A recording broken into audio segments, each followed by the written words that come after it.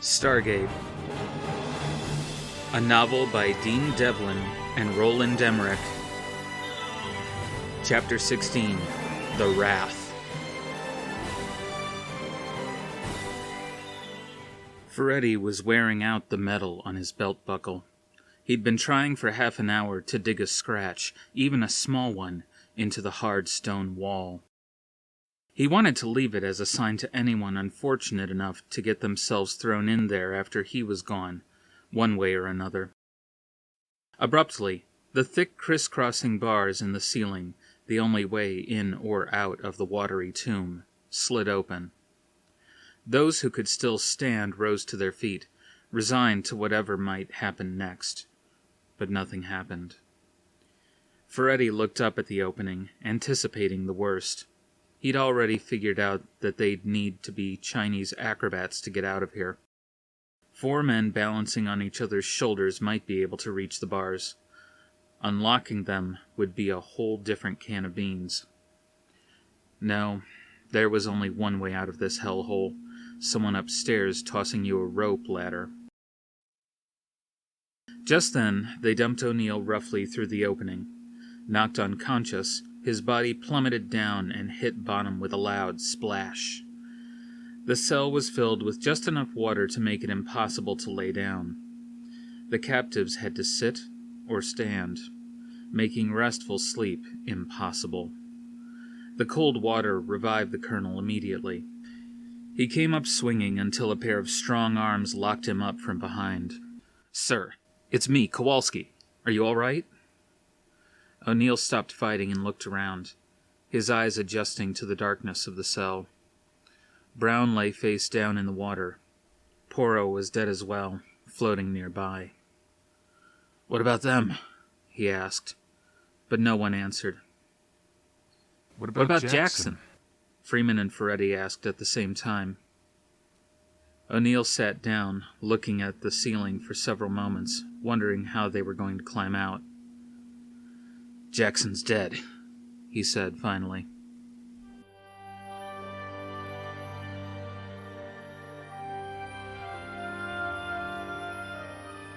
Standing by herself at the top of a dune, Littlebit, the mastage that had fallen in love with Daniel, howled at the midday suns.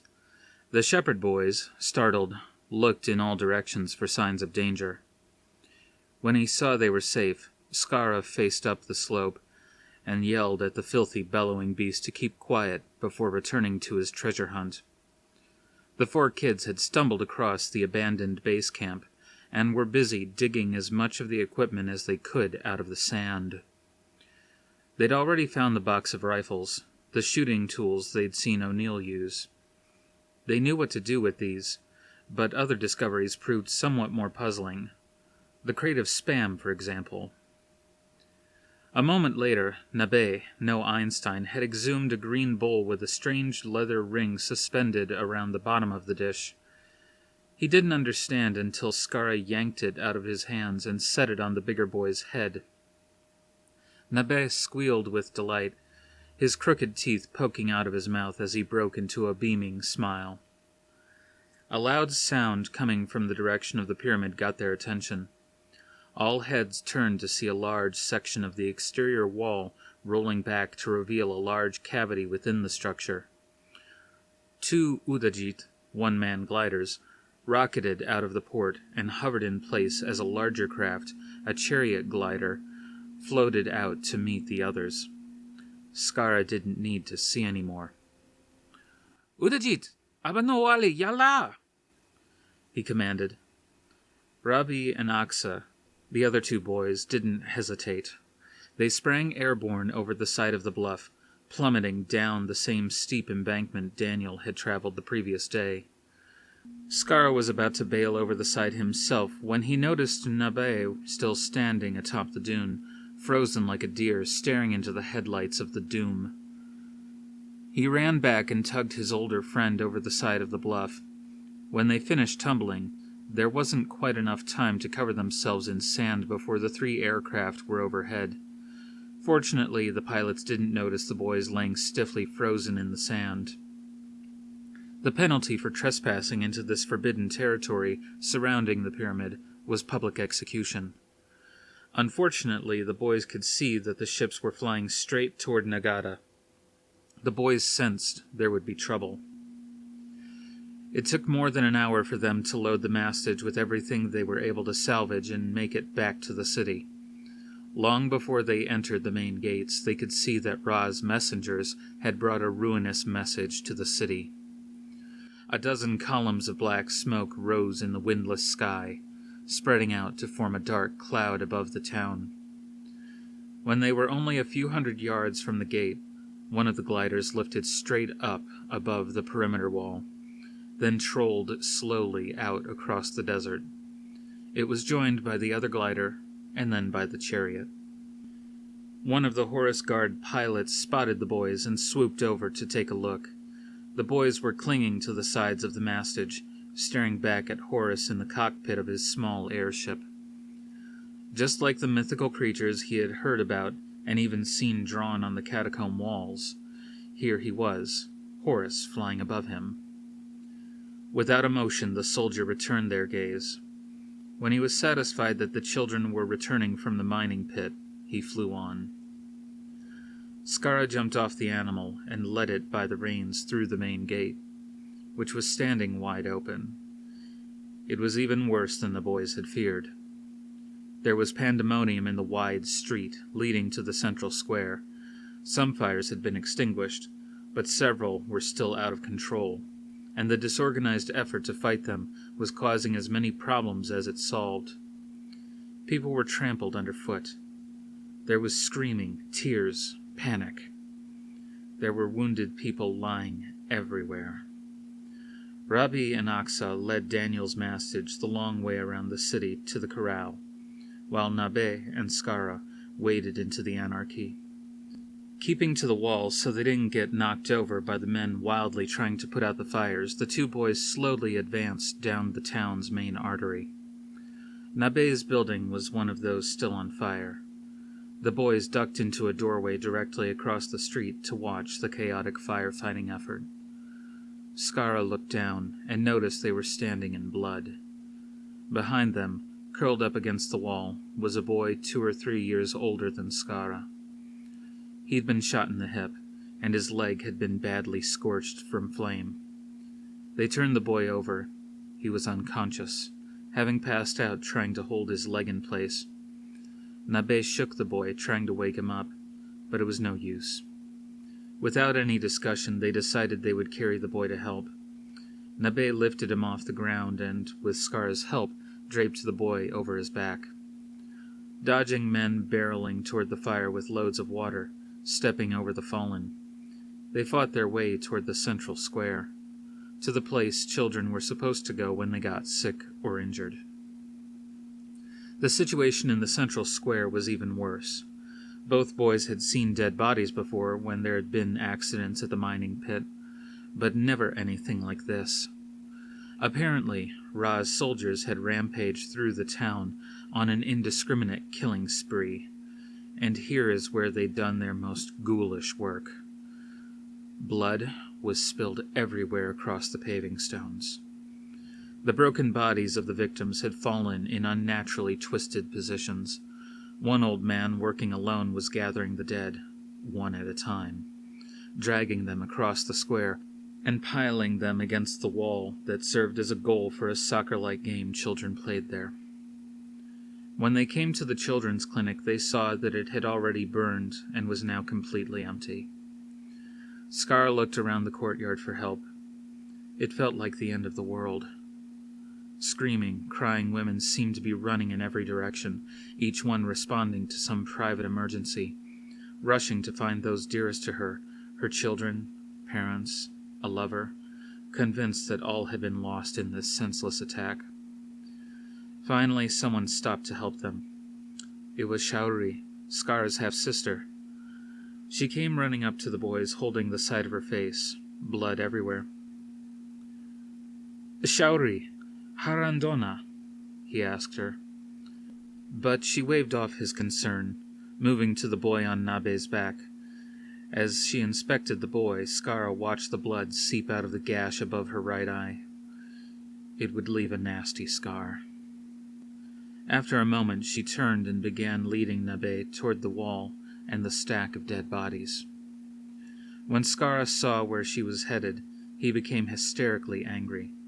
He and Nabe had found the boy, and whatever it took, they were going to save him. He yanked hard on her arm to stop her progress. As gently as she could, she told him, in their own language, "He's already dead. Put him with the others, then come with me." Skaara could not believe what he was seeing all around him. He found comfort in how his people were working together to help one another, how Shaori was able to be so strong, organizing the relief effort. Whether she knew it or not, Shaori was a natural leader. But suddenly her tough veneer weakened as she turned back to Skaara, her voice cracking. "Where is Danyar? Tell me what happened to Danyar." Skaara didn't know how to answer her. He couldn't answer her. There was already too much sadness here. He couldn't add to it. He turned away from her distractedly, pretending he hadn't heard her questions. His feigned distraction became painfully real as he looked to the far side of the big square, up to the giant disc suspended between the buildings at the far end of the square. Crucified across the front of the medallion, bound at the wrists, was Kasuf. Skaara felt his stomach nearly fall out of his mouth. Even before Nabe turned back to see what was going on, Skaara was running as fast as he could across the uneven ground. A crowd had gathered trying to figure out how to get the old man, beaten and bloody, safely down. The men of Nagara prided themselves on their endurance and toughness. They aspired to be like the sand, stoic, hard to hold, and able to absorb all the rain, tears, the gods could send. Skaara was already 15 and thought he'd made the passage to manhood, but seeing his father bludgeoned and humiliated brought him to tears in a single moment, the wide-open crying of an infant. And the longer he cried, the angrier he became. He knew the people of this city had done nothing wrong. Why? Why did this happen to us? He asked. One of the town elders standing near said, "The visitors! They brought this upon us. False gods! They seduce our praise and angered the almighty Ra." "No, it's not true," argued Skaara. "It is. Ra has returned to us. We have angered him with our false worship. We must repent and serve him obediently." Skaara was angry and confused. He refused to believe they could have been party to this, even inadvertently. He wanted Kasuf to explain it to him. Perhaps Kasuf could make it all clear. Why were they talking so long to cut him down? All the windows and balconies surrounding the disc were crowded with people trying to help, but no one was actually doing anything. A network of thick ropes supported the stone disc, which weighed slightly less than 1 ton. 2 men had tried to shimmy out along the bottom rope, one from each side, but their weight caused the ropes, spun from vines and animal sinew, to sag dramatically. Everyone screamed at once. From the windows, balconies, the footbridge, and below that they were too heavy, that they would kill themselves along with the old man. As one of the elders explained a rescue plan involving long planks, others shouted their criticism. It was a mob trying to save their patriarch by committee. By the time Skaara came back from the corrals, 2 useless ladders had been moved into place, and a group of citizens had stretched a piece of canvas into a trampoline below. In other words, no progress had been made. Laden with mastage gear, he entered the building and took the stairs at a workmanlike pace up to the roof. He stepped out onto the sloped roof carrying a training saddle and a length of rope, moving carefully to where the topmost of the ropes supporting the medallion was tied to the eaves. He slid the last few feet and was lucky to break the slide when his feet found the rope. Someone had lost a shoe. Skaara wondered whether it was someone who fell. He decided to take the shoe with him, balancing the saddle in one hand, the rope and shoe in the other. He stood up and slid his bare foot out onto the rope, then left the building behind with the next step. He braced himself for what he knew would come next. When the assembled rescuers saw Skaara's tightrope walk, everyone screamed bloody murder. People in the window just below him were reaching up, trying to grab him by the ankle. But Skaara obeyed the rule. Don't look down. He knew it was dangerous, but he was angry in a way he never had been before. He was not concerned at the moment with his personal safety. The howling of the crowd made no dent in Skaara's concentration. It actually started to feel quiet. The more focused he became on his task, one foot and then the next. The fence of the mastage corral was much harder to walk than this wide rope, and Skaara couldn't remember the last time he hadn't made it all the way around. Stay relaxed, stay balanced, you're almost there. On the ground, Shaori ran to the people forming the trampoline to help. Skaara was 2/3 of the way to the medallion where many ropes came together, forming a web for the boy to move through. He anchored his way between the rope and the disc. When he knew he could hold on, he flipped himself over the edge, so that he was hanging chin to chin with his father. "Are you all right?" the boy asked. "Humiliation is worse than death," replied the old man, who averted his eyes, unable to look at Skaara. Skaara had never heard Kasuf speak like that, nor had he ever seen tears in his eyes. Overwhelmed at seeing this man he admired so broken, Skaara focused on his next task, getting the harness secured around the old man's middle. "Arch your back," he said, and the old man did his best to comply. Although he'd never worked upside down, Skaara was quite an expert with these harnesses, and a minute later was cinching it tight around the old man's middle. He then tied the rope to the shoe and tossed it to the crowd on one of the footbridges. "I'm going to cut him down. Be ready." All capable hands quickly took possession of the rope as Skaara unsheathed a long cleaning knife, showing it to the people on the footbridge. When the front man nodded, Skaara leaned over and informed Kasuf. "You're going to swing around for a second until I can get to the second rope." He cut the first rope, sending Kasuf swinging sideways by one wrist. A moment later, the second rope was cut, and Kasuf, the chief elder of the city, swung through the air in a 60-foot arch before gravity took him back the other way. The footbridge crowd lifted the old man to safety, then rushed him into a nearby apartment to doctor his wounds. Though the people were thrilled to see their leader was safe, they avoided looking at him, attempting to save him the embarrassment. The foreman of the footbridge crew retrieved the rope, and after several throws, Skaara had a hold of it. He tied a tow loop for himself, then shouted for them to lower him down. When he was still 30 feet off the ground, he surprised everyone again. "Catch me!" he shouted. Then, without warning, he jumped out of the sling and plummeted downward, secure in the knowledge that Shaori, Nabe, and the others would catch him in the safety net.